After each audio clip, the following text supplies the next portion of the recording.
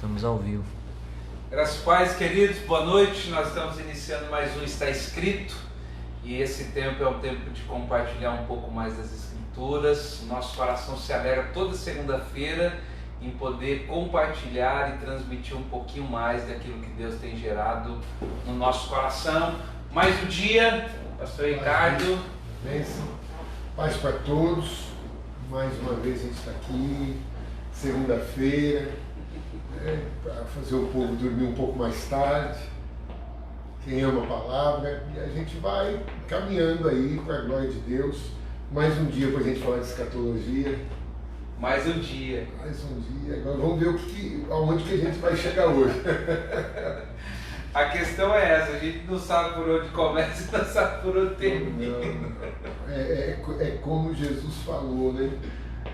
Para Nicodemos, não foi? Que é assim, o vento sopra onde quer, ninguém sabe de onde vem, nem para onde vai. É dessa forma. É assim que a gente vai caminhando. Durante a semana, algumas pessoas que me encontraram falaram, puxa vida, a live foi maravilhosa, Deus falou muito comigo, tremendo. Foi glória a Deus, que a gente estava, né, falando, Deus tomou a gente para um lado que a gente nem sabia como ia chegar, né? Para mim vieram perguntar se era combinado. Vocês combinam, não é possível. Vocês combinado, completamente combinado. A semana inteira sem se ver, né? E o bispo correndo aqui, com tantas coisas, a gente fazendo mudança lá. Deu para combinar tudo certinho. Deus não deu tempo para nada, né? Deus é bom, Deus é bom. Queridos, compartilha esse vídeo, marca um amigo. Você que não teve acesso, a gente está falando sobre escatologia já faz algumas semanas e você pode rever aí as aulas anteriores, né? As nossas conversas.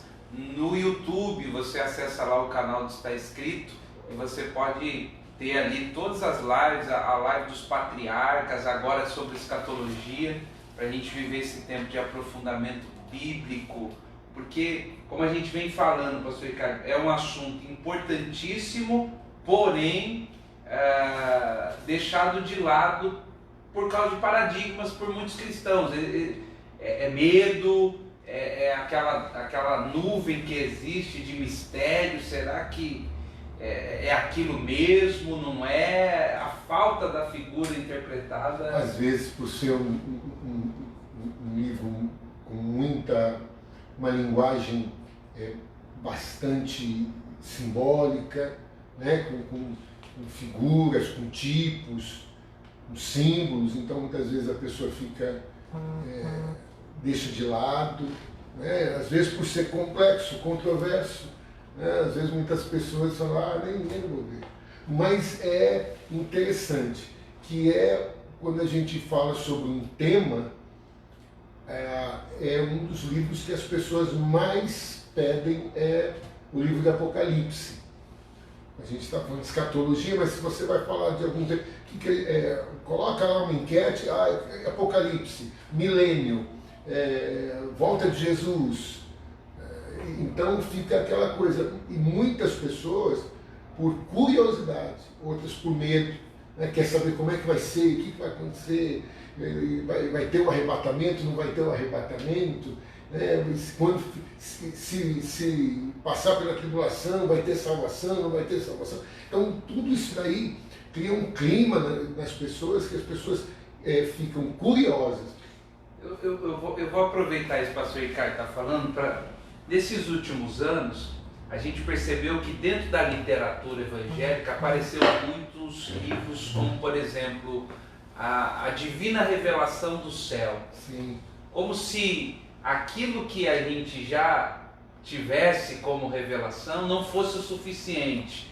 Então aparece alguém dizendo assim, olha, agora eu tenho a revelação do inferno, eu tenho a revelação do céu, eu tenho a revelação...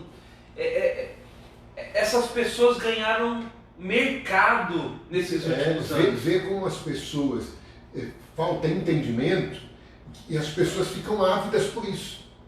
Se fizer uma live de uma pessoa falando que desceu ao inferno, né, e deu uma surra no diabo, o bar ferve, lota.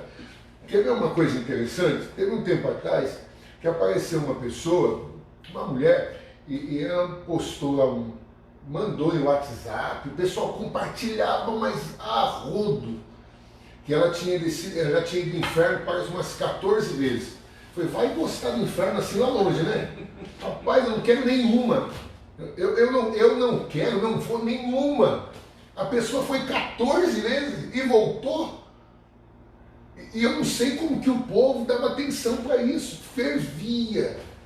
Compartilhamento, comentário. Falei, gente, pelo amor de Deus, a pessoa desce 14 vezes ao inferno.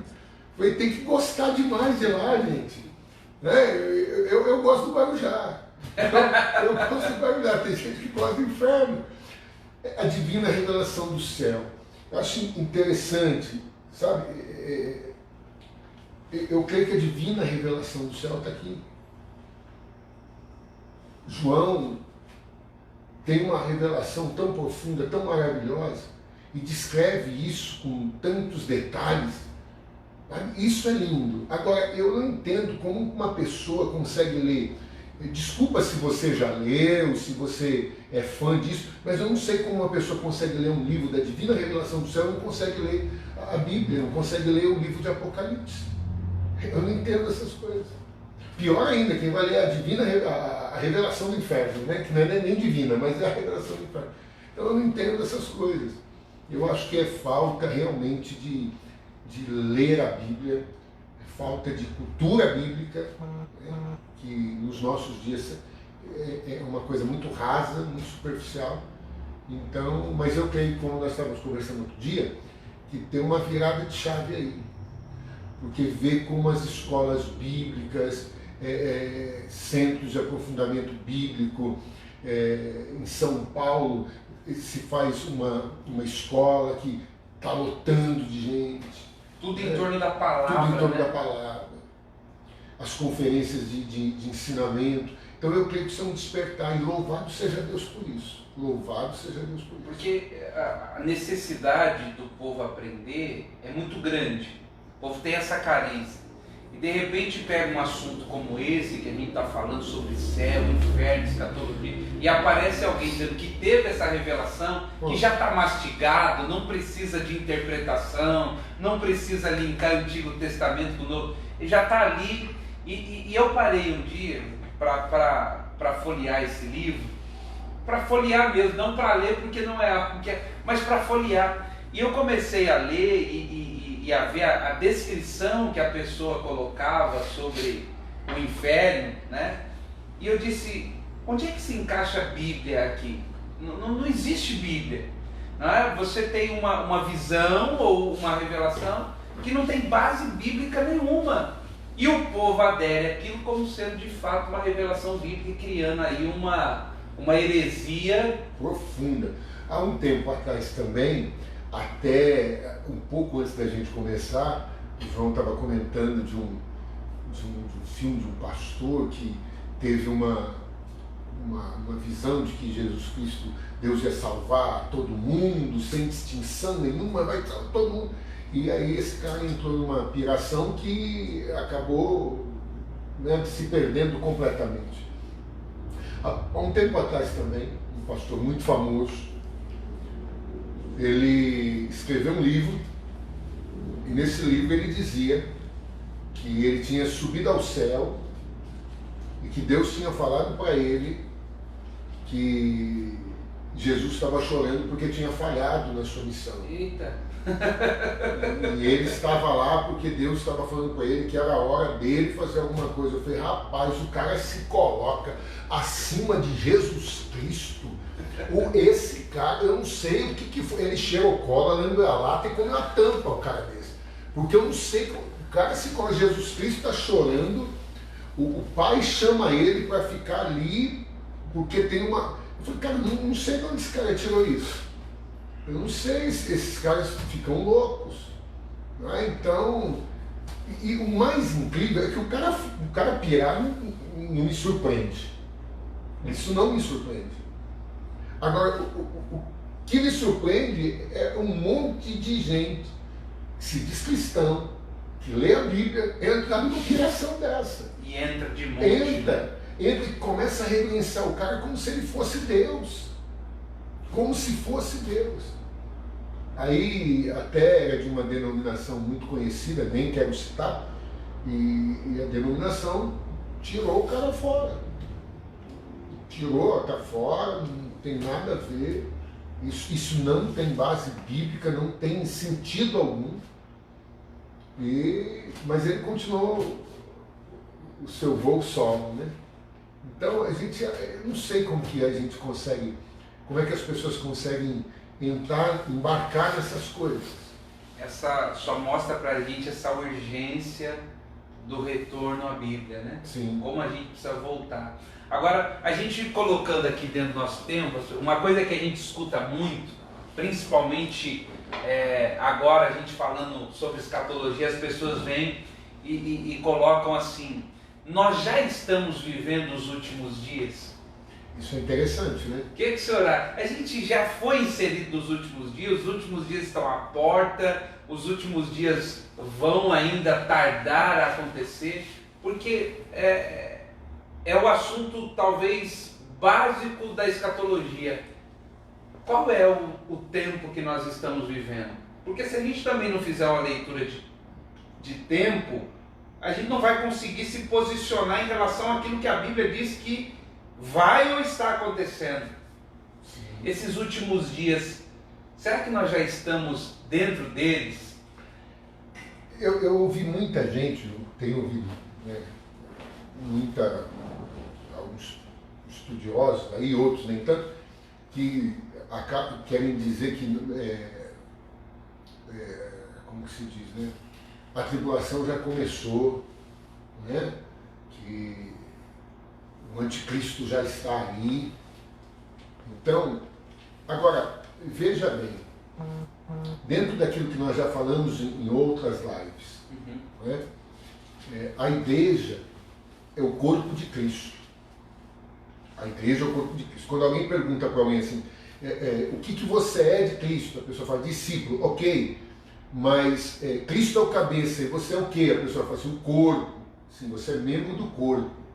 Né? O corpo é a igreja.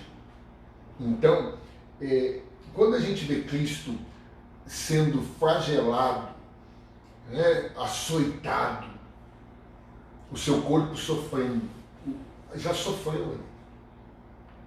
Eu não consigo entender o corpo de Cristo passando pela tribulação. Outra coisa, que a igreja, ela é a noiva de Cristo.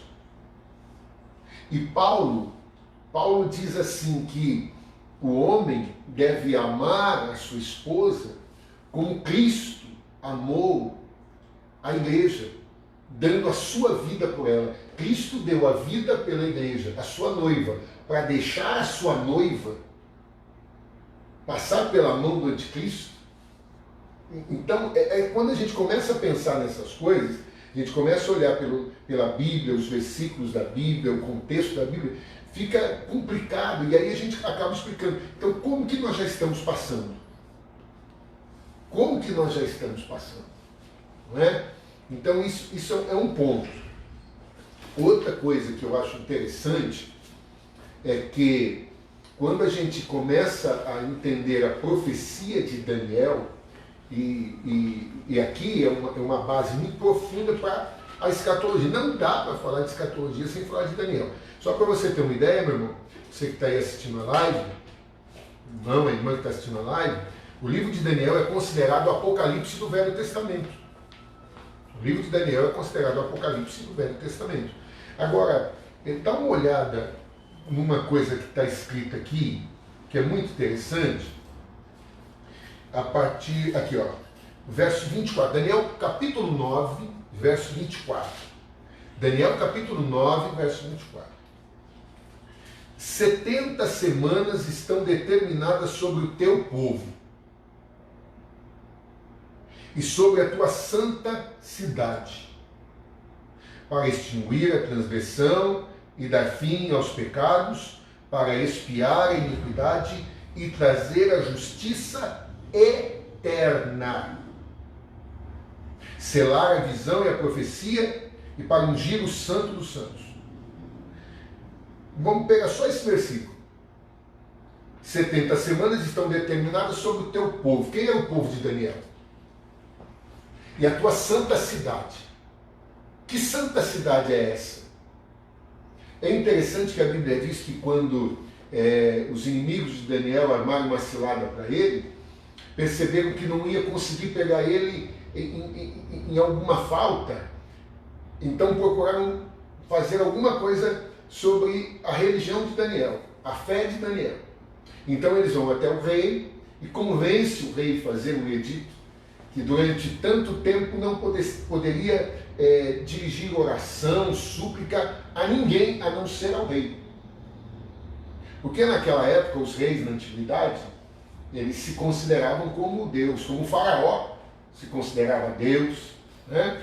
Como os imperadores romanos, Augustos, se consideravam Deus, divino, né? Então, convenceram o rei.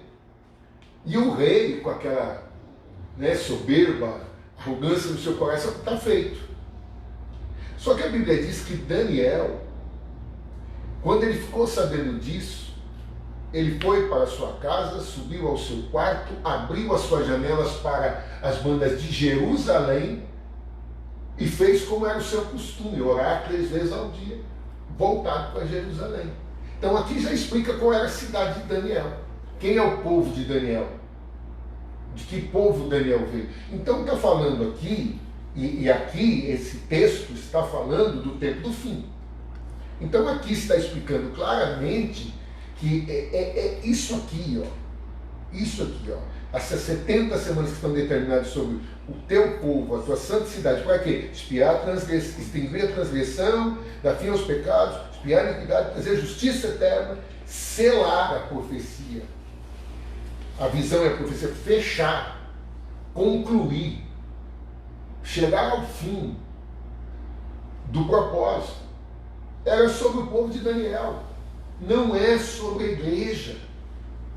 Então, por isso que eu não acredito que a igreja há de passar por esse momento da tribulação. Deixa a gente só pegar esse momento agora para entender assim, uma coisa importante sobre escatologia também, que o senhor acabou de citar agora, é a gente conseguir discernir o que é Israel e o que é igreja. Porque se eu de alguma forma misturar as duas coisas, eu vou pensar que algumas coisas que são específicas para Israel estão também sobre a igreja. Isso pode trazer um problema sério. Foi tu que falou, acho que na imersão, ou não lembro, foi tu que falou que o pai tinha uma esposa e o filho tem outra, né? É? O pai tem a esposa como Israel, né? E o filho tem a esposa como a igreja. Só que quando a gente está lendo e principalmente interpretando profecias e tentando fazer essa conexão antiga aliança, nova aliança, tem muita coisa que eu trago sobre a igreja que é específico sobre Israel. E aí pode me dar problema, como essa profecia que o senhor está dizendo. Olha, um texto maravilhoso que explica muito bem isso que o bispo está falando, e acontece com uma clareza tão grande. Eu vou ler aqui, e que é pregado assim exaustivamente, de uma forma assim incrível. É quando justamente nós estamos lendo Ezequiel 37, que o profeta está tendo uma visão de um vale de ossos secos. O interessante é que os profetas, eles tinham uma visão de um tempo futuro. Eles nem imaginavam. É por isso que quando alguém tinha uma visão, por exemplo, Isaías tinha uma visão de Cristo, ele jamais ia entender o que era isso. Estava fora do tempo. Né? Muito além do tempo. Então, os profetas, eles tinham essas visões e não tinha como entender naquele momento. Mas ele profetizava. Porque quando chegasse o momento, então tudo ia se encaixar. E quando o Ezequiel caminha por um vale de ossos secos, muito numerosos, sobre a face do vale, estavam sequíssimos, né? E o Senhor pergunta para Ezequiel se os ossos poderiam reviver, e o Ezequiel diz: tu sabes, Senhor. E Deus fala para Ezequiel profetizar, e você conhece, deve conhecer a passagem. O que é interessante é a revelação que Deus deu para Ezequiel. No verso 11, o Senhor vai dizer assim para Ezequiel: filho do homem, estes ossos são toda a casa de Israel. Eis que me dizem: os nossos ossos se secaram e pereceu a nossa esperança. Nós estamos cortados. Portanto, profetize e diz: assim diz o Senhor Jeová: eis que eu abrirei as vossas sepulturas, vos farei sair das vossas sepulturas, ó povo meu, vos trarei a terra de Israel. Aqui é algo relativo a Israel. Então muitas vezes se pega isso, esse texto, e o pregador começa a falar para a igreja. Então a pessoa começa a falar isso diretamente para a igreja. Eu não vou falar para você, meu irmão, se pegar essa passagem e pregar e trazer uma mensagem os dias de hoje para a igreja, contextualizar, muitas vezes não é de todo correto. Mas o que a gente precisa entender principalmente é que isso aqui está falando de Israel. É voltado totalmente para Israel. E a gente vai ver isso se cumprir de uma forma tão literal na história, que quando a gente vê a Segunda Guerra Mundial e Hitler, o nazismo, procurando exterminar os judeus, os judeus de toda a parte do mundo, sofreram com isso, mas na Alemanha, os campos do Holocausto, a gente via justamente, é só você procurar aí no Google fotos para você ver aquelas sepulturas abertas, aqueles montes de corpos, aquelas milhares de corpos. Se você vê as fotos, você vê aquelas pessoas tão desnutridas, os ossos aparecendo, aqueles cadáveres a céu aberto, os ossos ali se secando ao sol. E então ali justamente Israel, o povo judeu, acabou falando dessa maneira aqui, ó: os nossos ossos se secam, a nossa esperança perece, acabou para nós. Só que a Bíblia também diz, no profeta Isaías, isso é lindo demais, eu só quero conseguir lembrar, né?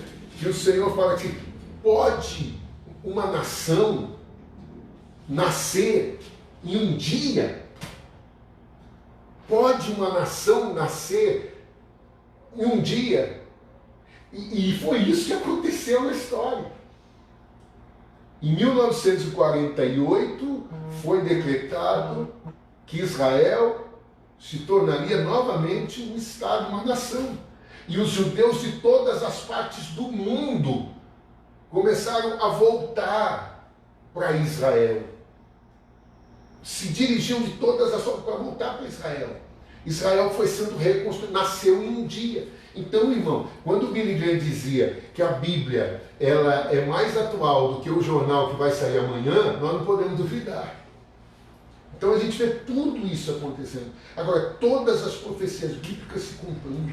Então eu tenho certeza absoluta que vai se cumprir também o que está destinado à igreja. Então, isso são coisas que a gente não tem como fugir. Né? Não é uma coisa que a gente fala assim: ah, eu dormi, tive uma visão, Deus falou isso para mim. Não, está aqui, ó. Está aqui na Bíblia. Então é muito diferente. Tanto que o texto de Mateus 24, o início da fala de Jesus sobre a doutrina das últimas coisas ali é: cuidado que ninguém vos engane. Antes dele começar a elucidar todos os últimos dias, ele vai dizer assim: cuidado que ninguém vos engane. Por quê? Porque é uma coisa que por falta de entendimento, por falta de leitura, alguém aparece dizendo eu tenho a revelação. Eu talvez queria tocar num assunto aqui, pastor Ricardo, que novamente não é o combinado, né? Mas é algo que enquanto o senhor falava e algo... Escatologia, quando a gente fala sobre a escatologia, uma coisa que me vem muito ao coração é acerca da ideia do encontro do noivo com a noiva, né? Então, a gente tem dentro da nossa cultura hoje o casamento. O casamento que a gente tem hoje é uma das maiores tipologias da escatologia que a gente tem. Sim. E aí a gente está vivendo hoje, pastor, uma fragmentação do casamento. A gente poderia voltar lá desde o início, como Jesus falou, não, no princípio não era assim, né? Mas se a gente for parar para olhar a imagem que a gente tem do casamento, a ideia que a gente constrói do casamento, né? E talvez a gente toque num paradigma agora. Por que na nossa cultura, quem espera a noiva é o noivo? O noivo está lá no altar esperando. Mas a cultura bíblica traz uma ideia diferente. Por que será que todas essas questões que são bíblicas, que apontam para Cristo, elas são distorcidas dentro de uma cultura e acabam que roubando a ideia? E essa questão da cultura judaica, ela é tão importante porque nós vemos, conforme Jesus ensinava e usava justamente aquela cultura para exemplificar isso. Por quê? Se nós formos ver o plano de Deus ao longo dos tempos, nós vamos vendo que tudo que Deus deu para Israel estava dentro do seu plano. E essa é a grande questão, que o casamento na cultura ocidental, ele é completamente diferente do casamento na cultura oriental. Para nós o casamento ele se dá quando o noivo e a noiva estão no altar e o sacerdote está ali dizendo para ele, você aceita ela como sua legítima esposa, promete isso, aquilo, sim, eu vos declaro marido e mulher, aí estão casados. Na cultura do Oriente é bem diferente. Quando havia uma promessa, ali a coisa já estava estabelecida. Se a noiva ali, eu vou usar uma expressão bem popular, tá? Pisasse na bola, era a mesma coisa que se alguém casado estivesse desfazendo o casamento. Então, na nossa cultura, não se tem muitas vezes esse temor, porque a gente vê no namoro, a gente vê no noivado. Aquele comediante Jô Soares tinha um personagem dele, ele fazia, eu acho que um padre, não lembro muito bem, faz tempo mesmo, está difícil de eu lembrar de onde. Então, mas que ele dizia, casa, separa, não caso. E era bem isso daí. Então, a gente vê no namoro, eu vou namorar um, namora outro, forma-se vínculos de alma, que depois não se percebe, se carrega isso por muito tempo, né? No noivado, algo tão importante como o noivado. Então a gente vai vendo essas coisas acontecer, por quê? Porque a falta de entendimento, muitas vezes, porque se falta entendimento da cultura. E Jesus, muitas vezes, quando ele fala dessas coisas, ele fala justamente usando a cultura. Quer ver uma coisa? Que o bispo vai dar uma aula na escola de conhecimento sobre festas bíblicas, né? E quando a gente olha para as festas bíblicas, a gente vê o calendário de Deus, né? A Páscoa, as primícias, nós vemos Pentecostes, nós vamos vendo todas as 7 festas, nós vamos vendo a cronologia bíblica, né? Então, outra vez eu digo, eu posso entender que Cristo já veio e não levou sua noiva, e larga sua noiva, ou que Cristo vai voltar só depois que sua noiva for, né, humilhada, espizinhada pelo anticristo, porque isso não está dentro da cronologia bíblica, não está dentro da cronologia das festas, né? Então não dá para conciliar. Tem gente que concilia. E aí, bispo, é bom a gente já deixar claro que se alguém que é pós-tribulacionista for falar o pré, o meso, o pós, vai achar o versículo, isso, aquilo, mas a gente precisava aprofundar isso. Né? Pegar um texto, um versículo aqui, e eu lançar ele e tal, ou então eu achar que vai passar porque tem que passar. Não, eu preciso ficar. Tem que ter base. Tem com a base. Tem que ter fundamento. O casamento que o bispo fala, né? Da noiva. Nós já falamos, eu acho que uma vez, sobre o Isaac. Sim. O Isaac, a Rebeca, o Eliezer. Então, nós já falamos sobre isso. Nós já falamos, busca nas lives lá dos patriarcas para tu ver, nós já falamos sobre isso. Então, não tem como, a noiva é tirada da sua casa, a sua casa, o seu lugar, né? A Rebeca, ela tem que sair para se encontrar com o noivo.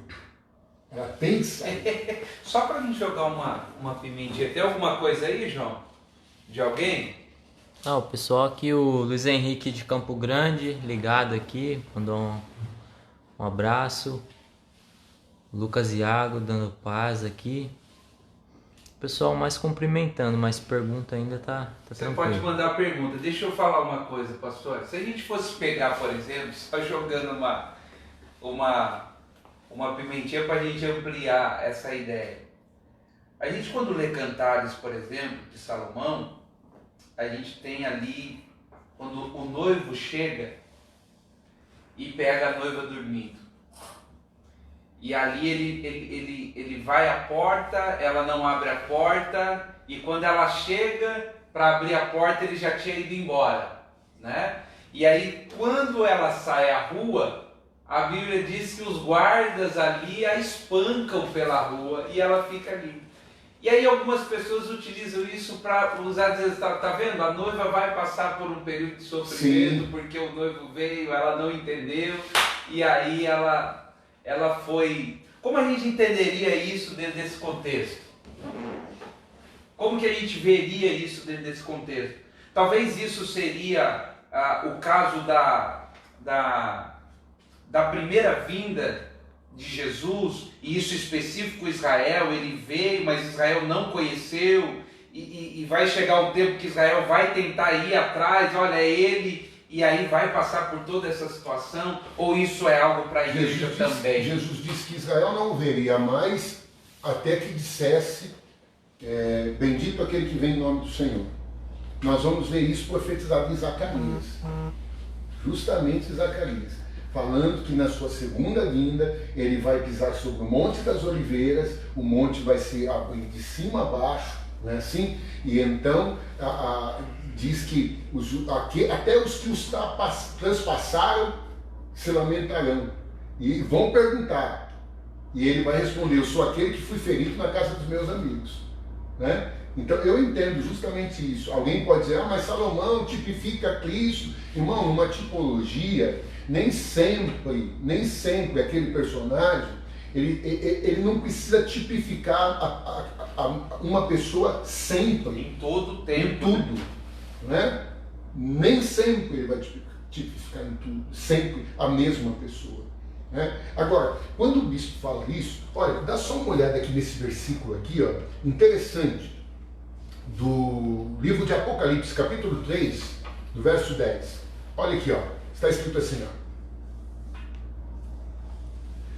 como guardaste a palavra da minha paciência. Agora, deixa eu só te falar uma coisa, antes de eu ler isso aqui, ó. Aqui nós estamos falando do capítulo 3. Capítulo 2 e 3 é claro, é consenso, que está se falando com a igreja. estás falando com a igreja. Ao anjo da igreja, escreve isto. Ao anjo da igreja, escreve. Isso aqui está se falando com a igreja. Isso aqui não tem nada a ver com Israel, aqui está falando com a igreja. Então a gente precisa entender. E outra coisa interessante, que nós falamos numa das lives, que depois do capítulo 5 começa a vir os cavalos, que a gente ainda falou, você não vai ver a igreja, você só vai ver a igreja lá na frente. Então tem esse tempo. Agora, veja, como isso aqui está sendo escrito para a igreja. Como, verso 10 do capítulo 3, como guardaste a palavra da minha paciência, também eu te guardarei da hora, da tentação que há de vir sobre todo mundo, para tentar os habitantes da terra. Como guardaste a palavra da minha paciência, também eu te guardarei da hora. Guardarei da hora. Não é guardarei na hora. Faz uma grande diferença. Ele não vai me guardar naquilo. Aí alguém diz assim, outro dia, falando sobre isso, alguém falou assim para mim, mas espera aí, pastor. Deus não livrou Daniel da cova dos leões. Deus livrou Daniel na cova. Ótimo. Deus não livrou Ananias, Misael, Azarias, ou Sadraque, Mesaque e Abednego. Eu não gosto muito desses nomes, porque esses são os nomes que a Babilônia deu para eles. Os nomes deles não são esses. Mas Deus não livrou eles, aqueles 3 jovens hebreus, da fornalha. Livrou eles na fornalha. Ótimo. É justamente o povo judeu, que mesmo passando pela tribulação, ainda há um remanescente. Paulo vai falar isso de uma forma tão clara, assim, me fala a memória em Romanos, que ele fala que nem todo Israel será salvo, mas há um remanescente, irmão, é a Bíblia por completo. Então a gente precisa entender que aquilo é Israel. Esses 3 jovens hebreus, lá dentro da fornalha, é justamente Israel passando por esse momento de aflição.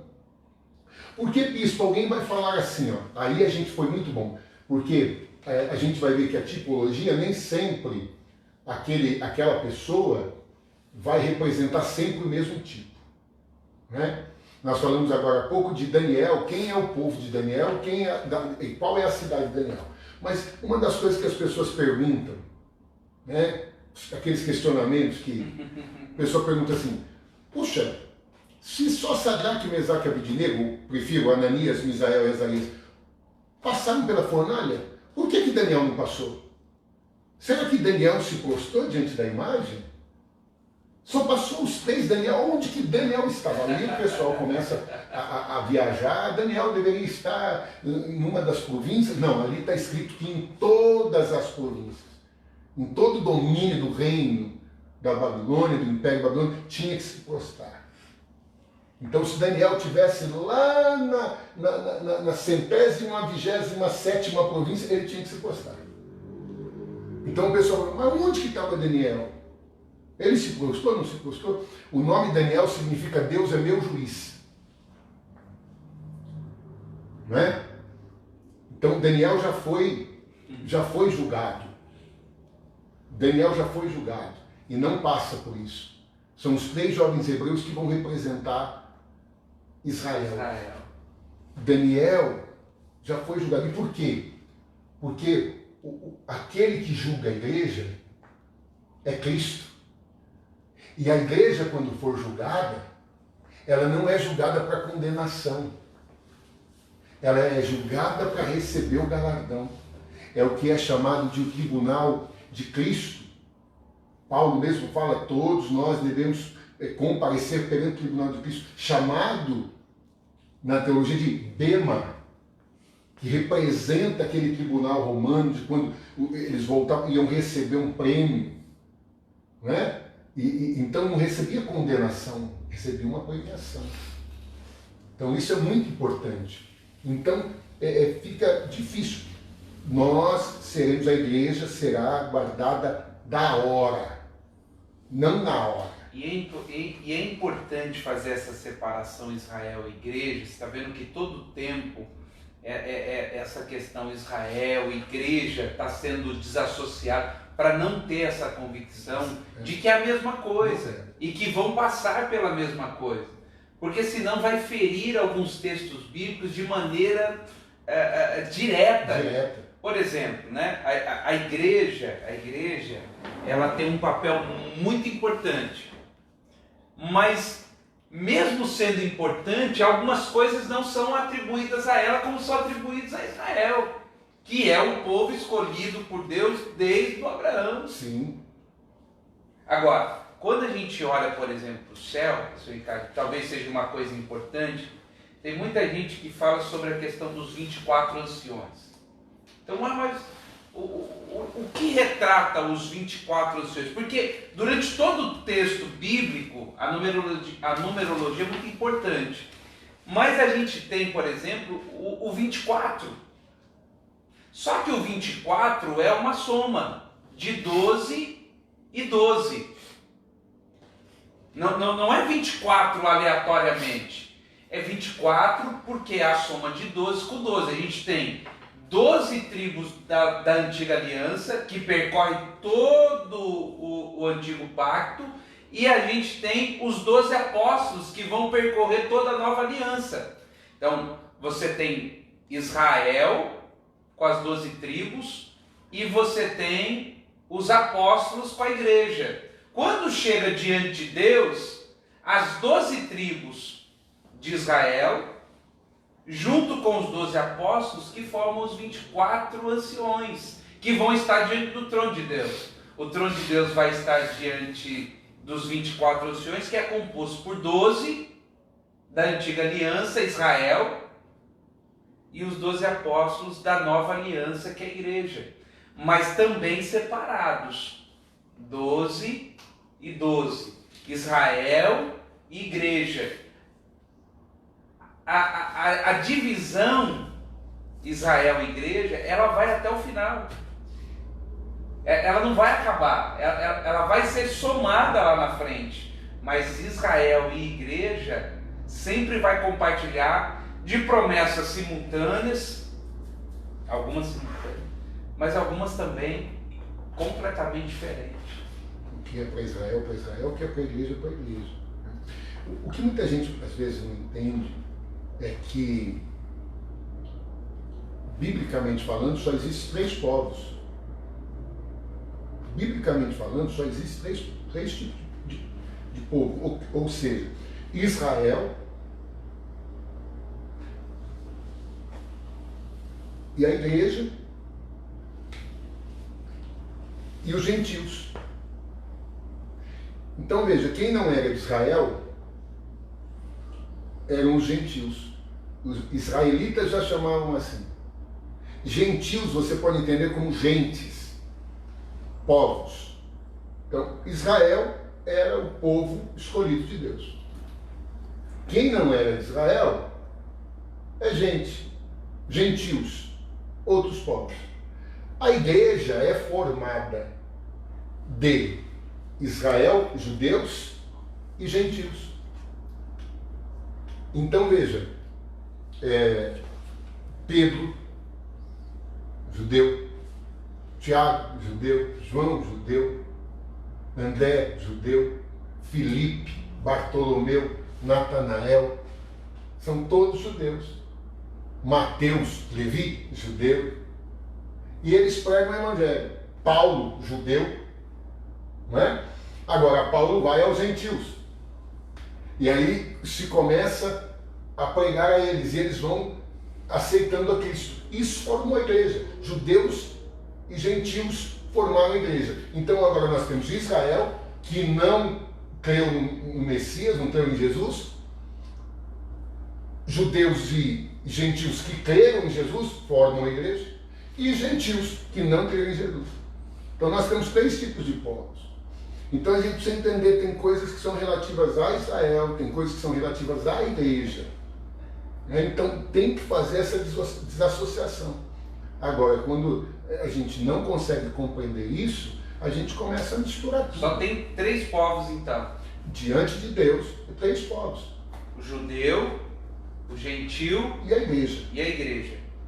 A igreja é o quê? Judeus e gentios creram que Cristo veio em carne, morreu, ressuscitou. Então, essa é a igreja. Agora, aqueles que não creram, ainda tem Israel e tem os gentios. E o que aconteceria com esses povos da extremidade? Se a gente for pegar a igreja, é essa mistura gentil-judeu, né? Formando a igreja.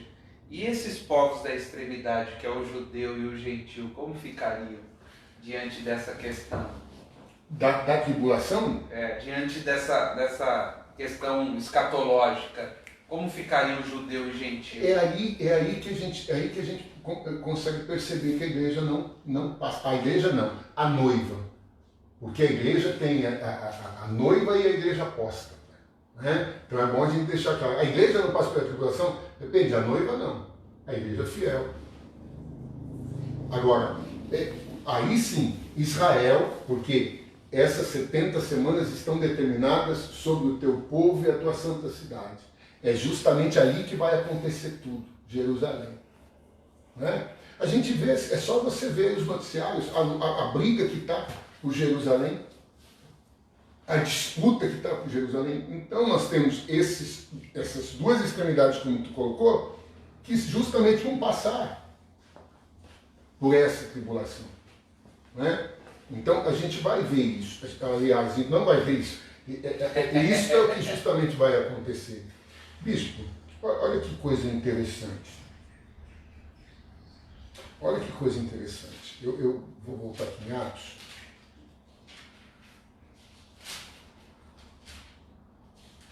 Olha que coisa interessante. Quando Jesus ele ressuscita, ele aparece aos apóstolos, né? Ele sobe aos céus. Na sua subida aos céus, na sua ascensão, isso aqui é muito interessante, ó. Atos dos Apóstolos. Atos dos Apóstolos. Diz assim, capítulo 1, verso 4. Estando com eles, determinou-lhes que não se ausentassem de Jerusalém, mas que esperassem a promessa do Pai, que disse ele, de mim ouvisse. Porque na verdade João batizou com água, mas vós sereis batizados com o Espírito Santo não muito depois desses dias. Foram 10 dias depois. Né? Aqueles, pois, que se haviam reunido, perguntaram-lhe, dizendo, Senhor, restaurarás tu neste tempo a Israel? Olha eles fazendo uma pergunta escatológica. Eles querem saber, é nesse tempo que vai se cumprir a restauração de Israel? Então ele vai dizer, não vos pertence saber os tempos ou as estações que o Pai estabeleceu pelo seu próprio poder, mas recebereis a virtude do Espírito Santo que há de vir sobre vós, e ser-me-eis testemunhas tanto em Jerusalém, como em toda a Judéia, Samaria, até os confins da terra. E quando dizia isto, vendo eles, foi elevado às alturas, a uma nuvem, e uma nuvem o recebeu, ocultando a seus olhos. Então quer dizer que Jesus subiu até a altura das nuvens, as nuvens vão ocultar Jesus, os discípulos aqui não vão ver mais nada, eles vão ver até as nuvens, eles viram, depois não viu mais nada.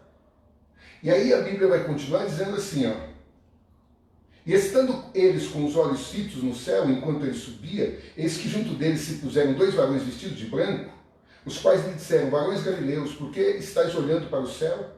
Esse Jesus que dentre vós foi recebido em cima no céu, há de vir, assim como para o céu vestir. Então aqui há uma coisa muito interessante. Deixa eu só completar. Então voltaram para Jerusalém do monte chamado das Oliveiras. Da onde que Jesus subiu? Do monte das Oliveiras. Então é uma coisa muito interessante. Os anjos estão dizendo assim para os discípulos, este Jesus que vocês viram subir, ele vai voltar. Esse Jesus que vocês viram subir, ele vai voltar. Se os anjos dizem, esse Jesus que subiu vai voltar, ele pode voltar de qualquer maneira. Ele pode voltar de uma forma completamente inesperada. Mas quando os anjos dizem, este Jesus, que dentre vós foi recebido em cima do céu, há de vir, ele vai voltar, assim como para o céu vocês viram ir. Então, como ele foi? Como ele foi para o céu? Ele foi até as nuvens. Até as nuvens. E depois das nuvens ele vai chegar no trono. Então veja que interessante. Até as nuvens os discípulos viram. Depois de lá eles não viram mais nada. Como é que Jesus vai voltar? Na sua volta, do jeito que ele foi. Como? Como é que ele foi? 2 etapas, irmão. Primeiro até as nuvens. E depois das nuvens, os discípulos não viram mais nada. Mas tem textos aqui, talvez não sobra tempo hoje, mas quem sabe semana que vem, a gente fala sobre isso. Jesus vai chegar ao céu. Daniel vai falar. Cadê você, Daniel? Daniel vai falar que ele veio, quer ver?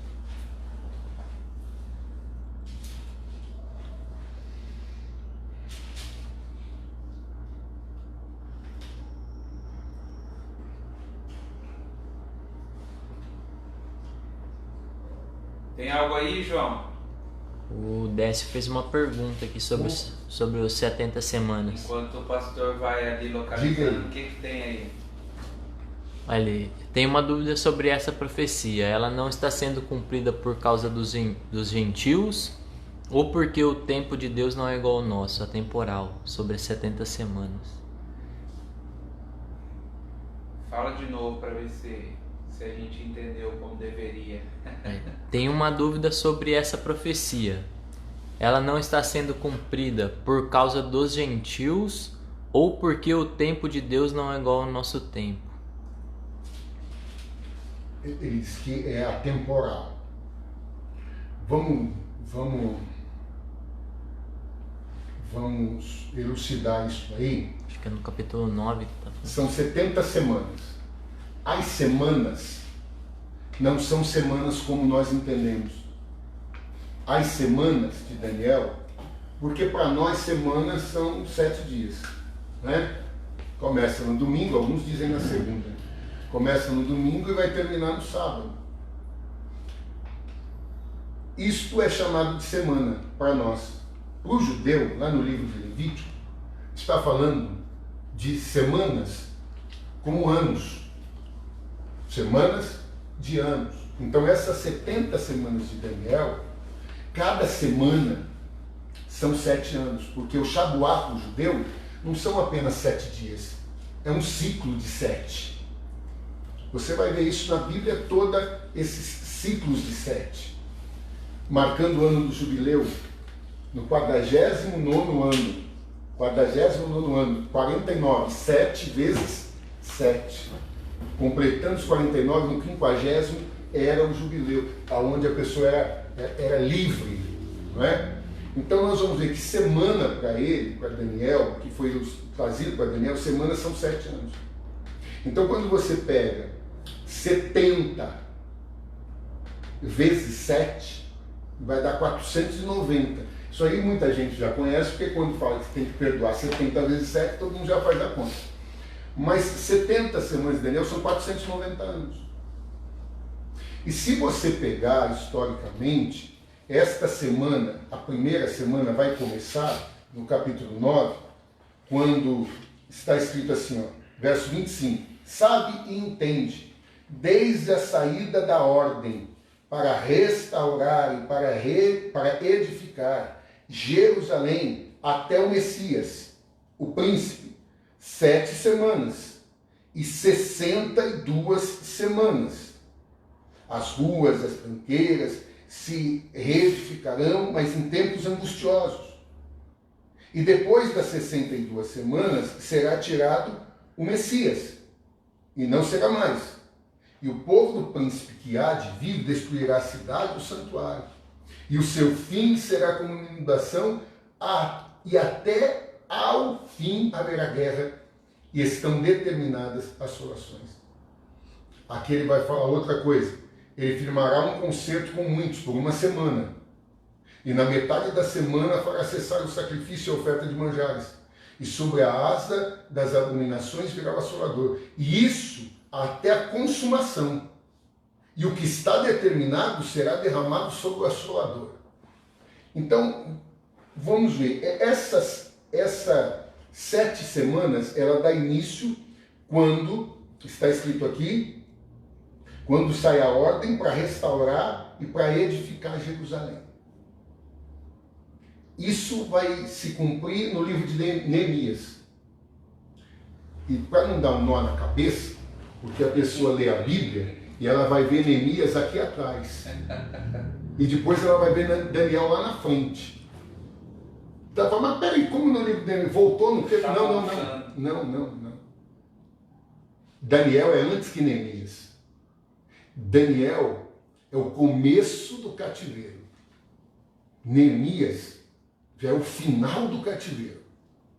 Então, quando Neemias volta para Jerusalém, ele volta para edificar a Jerusalém, restaurar e edificar a Jerusalém. Nós vamos ver quando Neemias vai restaurar os muros, 52 dias. Então nós vamos vendo isso se cumprir. Então, no tempo de Neemias, 7 semanas. É incrível como a contagem bíblica é perfeita. Como justamente um período de praticamente 49 anos que se leva para que o povo de Israel conseguisse completar a povoação da sua terra e a edificação de Jerusalém. A reedificação, melhor dizendo, né? Então a gente vê que as 7 semanas foram cumpridas. E depois mais 62 semanas. Falta tempo para nós aqui. A gente talvez tivesse que fazer um desenho aqui para você entender que depois dessas 49 anos, vai se cumprir mais 62 semanas. E essas 62 semanas, elas vão se cumprir, está dito aqui, até o Messias. Então, meu irmão, se você parar para você pensar um pouco, entender, essa profecia de Daniel dava aos israelitas a ciência para saber quando o Messias viria. Então, se eles pegam isso daqui e fazem a contagem, eles vão entender o tempo do Messias. Agora, Jesus vai dizer justamente isso para eles. Chora sobre Jerusalém e diz para eles que queria abrigá-los como a galinha faz com os pindinhos, mas eles perderam o tempo da sua visitação. Veja, eles não perceberam. Só que a partir desse momento, meu irmão, se cumprindo essas 69 semanas, tem uma coisa que vai acontecer. E que está na boca de todo cristão. Todo cristão fala sobre isso, mas parece que não cai a ficha. Você já ouviu, João, você já ouviu? Felipe, você já ouviu? Como que eu... Perdão. Guilherme, você já ouviu alguém falar?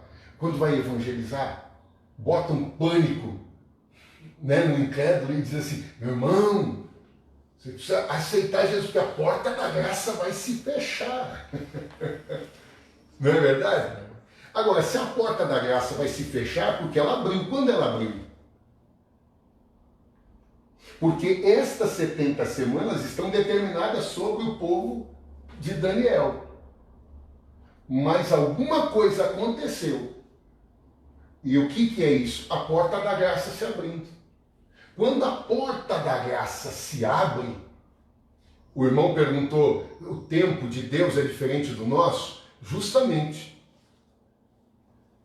O tempo para os judeus diante do relógio de Deus, porque agora abre-se um tempo para a graça. É o que nós estamos falando aqui da graça. Muita gente critica a dispensação. E acha, não, esse negócio de dispensacionalismo não. Mas se a gente for pegar o dispensacionalismo, né, são 7 dispensações, nós vamos ver que a 5ª dispensação é justamente a dispensação da graça. Então, se nós estamos na dispensação da graça,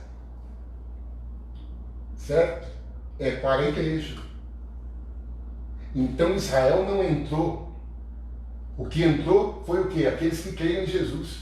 Então, essa última semana que falta, alguns estudiosos dizem assim, não, mas isso é uma loucura, como é que o tempo vai parar? Meu irmão, a igreja, eu vou te mostrar onde que a porta da graça vai abrir. Se você tiver com a sua Bíblia, por favor, você pode abrir Mateus capítulo 15. Mateus capítulo 15, no verso 21, diz assim: partindo Jesus dali, foi para as partes de Tiro e Sidom. Olha, ele saiu de Israel. Ele saiu de Israel. E eis que uma mulher cananeia, algumas traduções dizem Cirofenícia, outras dizem grega, gentia, que saíra daquelas cercanias, clamou dizendo: Senhor, filho de Davi, tem misericórdia de mim. Ela reconhece Jesus como Messias, porque a nomenclatura, a expressão filho de Davi é destinada justamente ao Messias. Que minha filha está miseravelmente endemoniada. Mas ele não lhe respondeu palavra. E os seus discípulos, chegando ao pé dele, rogaram-lhe, dizendo: despede-a, que vem gritando atrás de nós. E Jesus respondeu, dizendo: eu não fui enviado, senão as ovelhas perdidas da casa de Israel. Então veja que o propósito primeiro é Israel. A salvação veio para eles. Eles não querem aceitar. Então a Bíblia diz aqui que Jesus diz: eu não vim senão para as ovelhas perdidas da casa de Israel. Ok? A Bíblia diz assim: então ela chegou a ele e o adorou, dizendo: Senhor, socorre-me. E ele, porém, respondendo, disse: não é bom pegar o pão dos filhos e deitá-lo aos cachorrinhos. E ela disse: sim, Senhor, mas também os cachorrinhos comem das migalhas que caem da mesa dos seus donos, ou dos seus senhores. Ela está dizendo assim, ó: eu me coloco debaixo do seu senhorio. Eu aceito ser sua serva. Servo, em grego, doulos, escravo. Eu me submeto a ti, Senhor. Tu és o meu Senhor. Eu aceito o seu senhorio. Quando ela diz isso, Jesus vai dizer assim, ó: então respondeu Jesus: ó mulher, grande é a tua fé. Seja isso feito contigo como tu desejas. E desde aquela hora ela ficou sã. Agora para pensar. Jesus veio para os judeus. Eu não vim senão para as ovelhas perdidas da casa de Israel. Ele não era os gentios. Mas uma gentia com tamanha fé faz com que Cristo libere um favor a ela. E favor, você sabe que é a graça. Não era para ela. Era para os judeus. Eram para os filhos. Então ela recebe o quê? A adoção de filha. Paulo vai falar disso. Então, quando Jesus faz isso com uma gentia, é por isso que a gente diz que abriu-se a porta da graça. Jesus deu o seu favor a ela, dispensou a ela. Agora, todo gentil que reconheça Jesus como Senhor, tem que receber esse favor. Por quê? Porque senão Jesus está fazendo acepção de pessoas. Não, foi só para cananeia, você não. Não, ela tem uma fé grande, eu gostei dela, vai para ela. Não, você não. Está fazendo acepção de pessoas. Então abriu-se a porta da graça. Abre Romanos capítulo 9, por favor. Que nós vamos ver isso daí. E quem sabe responda o nosso irmão. Você percebe, Décio, que o tempo está correndo. Está correndo. Ele até perguntou aqui, então o relógio parou? Para Israel. Parou na 69ª semana. Porque não era 67, mas 62, 69. Até o Messias. Não era isso? Então cumpriu 69. Só que nesse cumprimento da 69ª semana, essa mulher gentia faz com que Jesus dispense a ela o seu favor, o favor que ela não merecia, que era para os judeus. Então ele dispensou o seu favor, a graça. A graça, a porta da graça se abriu. Aí Romanos capítulo 10, verso de número 9, o verso 8 diz assim, mas que diz? A palavra está junto de ti, na tua boca, e no teu coração está a palavra da fé que pregamos. Aonde? No teu coração está a palavra da fé que pregamos. A saber, se com a tua boca confessares ao Senhor Jesus, e em teu coração creres que Deus o ressuscitou dos mortos, será salvo. Será salvo. Veja, a saber, se com a tua boca confessares ao Senhor Jesus, com a tua boca confessares ao Senhor Jesus, o que acontece hoje é aquilo que nós já falamos em outra live, as pessoas querem Jesus como Salvador, mas não como Senhor. Elas querem Cristo, Kyrios, Senhor, como apenas Salvador. Mas antes de Salvador, ele tem que ser o Senhor. Jesus só salva aqueles de quem ele é Senhor. Ele não pode salvar aquele de quem ele não é Senhor. Alguém por aí vai dizer, o que é isso, pastor? O senhor está falando uma loucura. É aqui. Confessar Jesus como Senhor. Se com a tua boca confessares ao Senhor Jesus, Jesus é Senhor, e em teu coração creres, será salvo. Foi o que a mulher fez, confessou com a boca que Jesus era Senhor. E Senhor, até os cães comem das migalhas que caem da mesa do seu Senhor. Jesus, é grande a tua fé. Seja feito como tu queres. Recebeu a graça, recebeu o favor. Então, a partir daquele momento, a porta da graça está aberta. E a porta da graça está aberta até hoje. Está aberta, meu irmão. E aí, Paulo vai dizer assim, até que entre a plenitude dos gentios. Tem que entrar a plenitude dos gentios. O que é isso? Os gentios entrem. Aqueles que confessaram a Jesus, entrem. Tem muita gente para confessar Jesus ainda. Sabe qual que é o grande problema? É aquilo que nós falamos na primeira live, bispo. Na primeira live. Que a visão de escatologia de muita gente é, fui salvo, pronto e acabou. Não, agora que eu fui salvo é que começou. Eu fui transportado do império das trevas para o reino do Filho do seu amor. Então agora que começou. Meu irmão, quando você não estava sem Cristo, você estava morto. Assista a última live que eu acho que você vai ver isso daí. Não é? Eu acho que foi na última live do filho pródigo. Então sem Cristo você estava morto. Morto não pode fazer nada. O salmista diz que morto não pode fazer obra. Agora, a partir do momento que você aceitou Cristo, você viveu. Você está vivo agora. É a nova vida. Você nasceu de novo. Nasceu de novo por quê? Para ficar sentado no banco da igreja? Esperando Jesus voltar? Você nasceu de novo para proclamar o reino. Anunciar a volta de Cristo. Negociar até que ele venha. E Jesus está voltando. E aí entrou a plenitude dos gentios. João, lá no capítulo 4, vai dizer, João diz assim, que viu uma porta aberta nos céus. E disse, sobe para cá. Está lá o apóstolo da igreja, subindo. E aí, a partir daí, você vai ler e você vai ver o que vai acontecer. O fechamento do tempo da igreja na terra. E a partir do momento, meu irmão, que a igreja subir, então aí o arrebatamento se der, destravou o relógio. Começa a última semana. Os 7 anos. 7 anos. A última semana, os 7 anos. E vai se cumprir o que está escrito ali na profecia de Daniel, que o quê? 7 semanas. Ele vai fazer um concerto com muitos, uma aliança.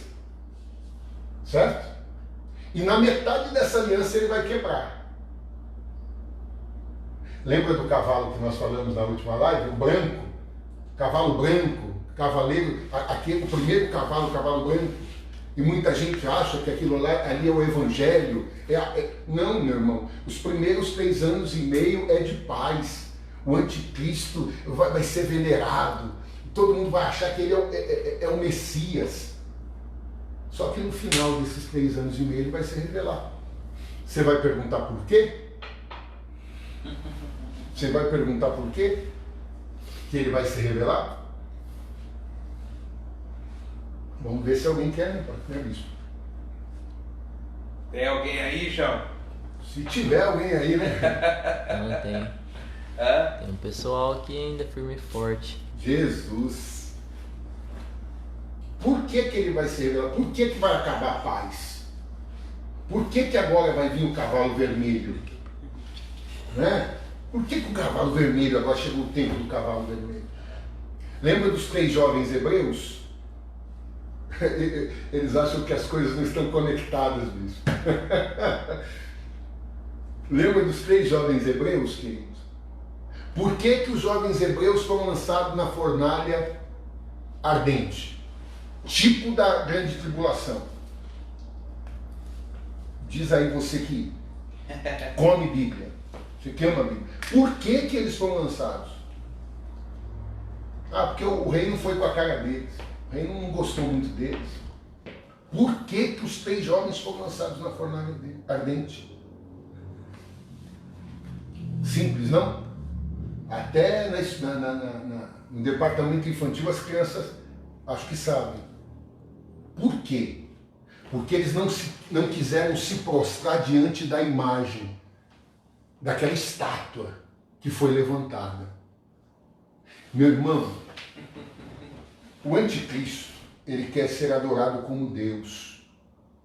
Ele quer se assentar como Deus no templo. Historicamente, alguns dizem que isso tudo se cumpriu quando um romano, Antíoco Epifânio, ele quis trazer uma blasfêmia para dentro do templo. Ele quis sacrificar um porco. O porco, para o judeu, é um animal imundo. Ele quis sacrificar um porco dentro do templo. Foi quando se levantou a revolta dos macabeus. Aquilo é um tipo. O anticristo, ele vai levantar a sua imagem.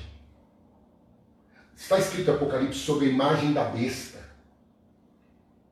E é nesse momento que os judeus, que até os judeus fizeram aliança, o mundo todo faz uma aliança com o anticristo. É nesse momento que os judeus que já foram curados no cativeiro da Babilônia, é nesse momento que os judeus vão dizer, não, de forma alguma. Nós não nos prostraremos, não podemos, de forma alguma. E é ali que eles vão ser lançados na fornalha. E é ali então que destrava o relógio.